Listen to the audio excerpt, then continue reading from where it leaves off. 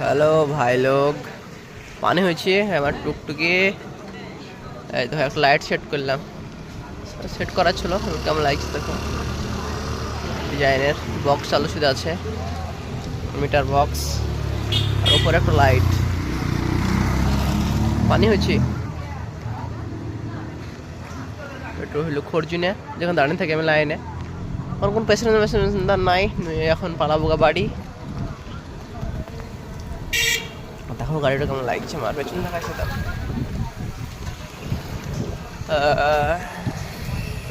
পেছনকার সামনেকার দিকটা।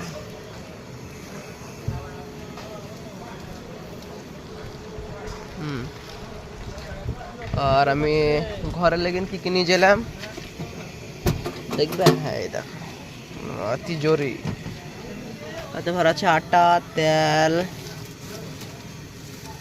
আর কি নিলাম হলদি, আর ওই মটর কলাই, আর আমার চার্জার। তিজোরি লক।